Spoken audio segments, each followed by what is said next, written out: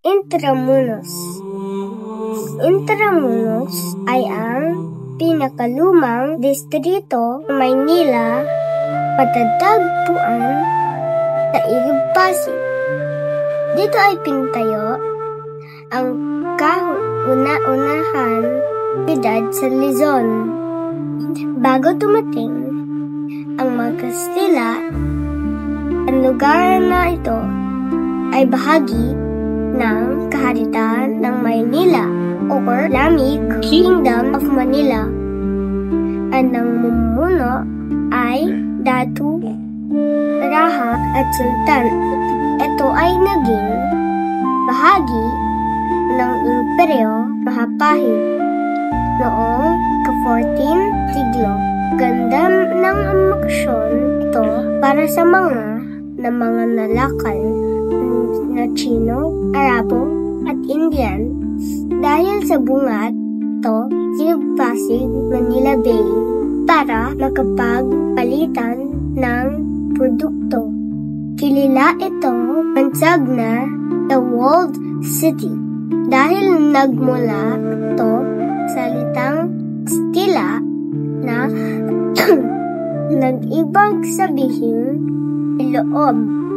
Uros na ibig sabihin ay parer. Sa madaling salita, ang Intramuros ay bayan na papakiran ng mga padero. Lugar na ito nagustuhan ko dahil ito na bibigay ng paalala sa ating kasaysayan. Ang aking pinaka-paborito ay ang Fort Santiago.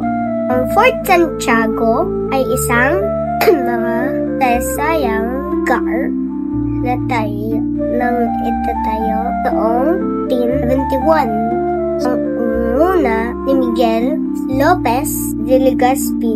Ito ay nagsilbing kuta ng mga Kastila bilang depensa laban sa banta ng mga dayuhang namanakom.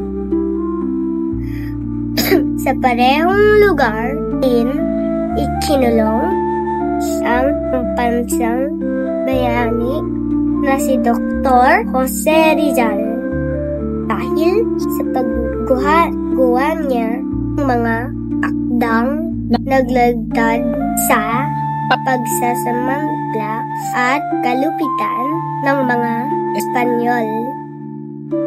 Noong ikalawang digmaan pandaigdig, ang sabing pook ay sinamit ng mga Hapones bilang lugar ng torture at tangguan.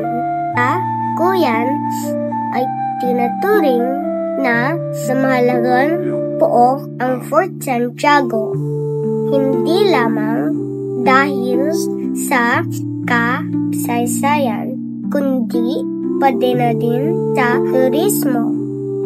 Patuloy ang pagsisikap ng lokal na pamahalaan na Maynila upang napanatili ang pasilidad at siguraduhin ang kaligtasan ng mga turista.